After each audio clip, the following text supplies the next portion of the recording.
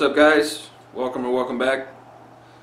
Welcome to my first video in the ronstrainsnthings down and dirty freight car weathering contest in cooperation with RROCOM and sponsored by Midwest Model Railroad. So several months back I asked you guys, my viewers, on which of 4 freight cars I should weather. So without further ado, let me reveal the 2 I've chosen. Alright, so behind this box are the 2 cars I've chosen.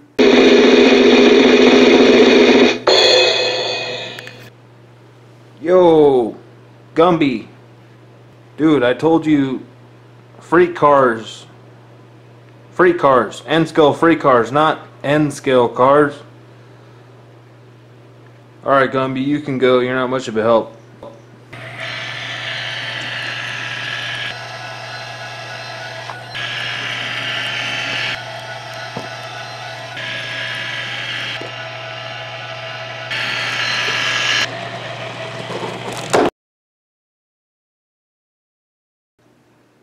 Alright, let's try this again. So behind this box are the 2 cars I have chosen for the contest. And there we have it. So in one of my previous videos I asked you guys which out of the 4 cars I had, the 2 I should weather. The votes I got really was overwhelmingly for the reefer. It was a tie between the 2-bay hopper and the auto rack. I chose the auto rack, and the reefer, as you can see, the reefer I plan on doing a hand-painted custom graffiti job on the side and also turning it into a cryo-trans reefer. The auto rack I plan on doing some graffiti, rusting up the roof, and just regular weathering. Alright, let's take a closer look at these 2 beautiful cars I have here. We'll start with the BLMA Reefer, which is a fine specimen. I forgot to mention I'm basing my graffiti off a prototype picture, which I'll show now.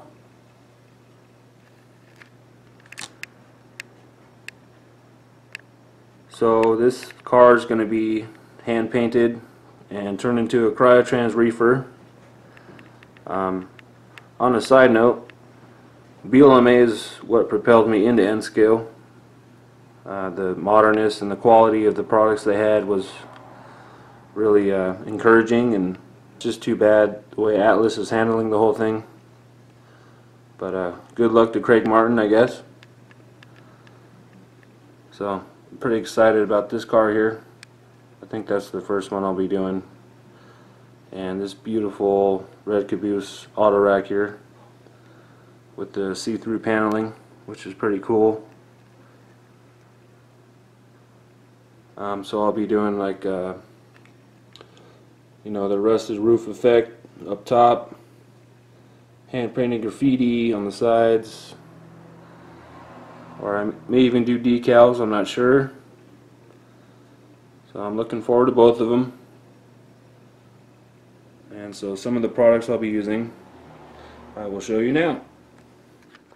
So some of the things I'll be using in this contest to weather the cars will be, of course, some acrylic paints, some Monroe Models weathering powders, which Ron from ronstrainsnthings suggested. I haven't used those yet, but I look forward to using them. Usually I use Ames weathering powders, but like Ron stated in one of his videos, once you put a clear coat over them, the weathering kind of disappears a little bit. So I look forward to using the Monroe powders. Just your standard micro brushes, and I got some Micron pens here I used in one of my other videos about my resin cast vehicles. I haven't used them for graffiti yet, but I think they'll work pretty good, but we'll find out. I didn't really dig everything out because I don't want to make a big mess and have to put a bunch of stuff away, but kind of get the idea of what I'm using. And what I also have here are 2 testers bottles of. But so if you've ever used the Woodland Scenic track painting pens, I got a really cool quick tip for you. So I used about 7 of these pens doing my previous layout. They come in rusted rail, steel rail, and wooden tie. So what I have here is a rusted rail and wooden tie, or it might even be the steel rail one, I'm not sure right now, but I found it real frustrating, and I'm sure you have too, on how quickly the tips get frayed. And it comes with one extra tip. One time I went to this hobby store and bought a brand new pen for like, I think it was $8 or $9, and somebody jacked the extra tip out of it. But anyways, so once the pen is somewhat depleted, or what you think is depleted, so I cut them open and I pour them into these extra testers bottles that I had. So I just used the brush to paint the rails or ties, or my sleepers or whatever else.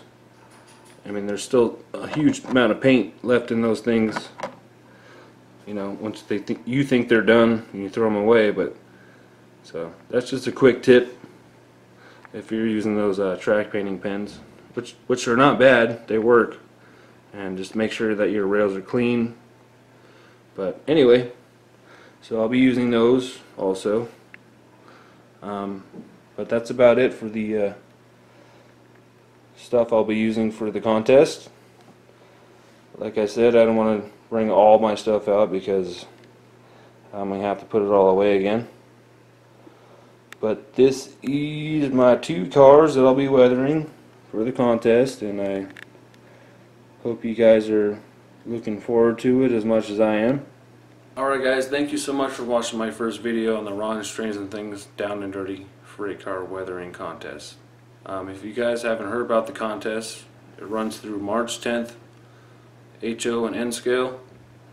And if you guys are having any trouble about you're not going to be able to make a video because you don't have a camera, well, go ahead and check out IMROCOM, and Eric will tell you all about how to make a cool video with a cool editing program on your own cell phone. So that being said, I wish all you guys best of luck, and I hope to see you in the contest, and I'll see you at the finish line. Out.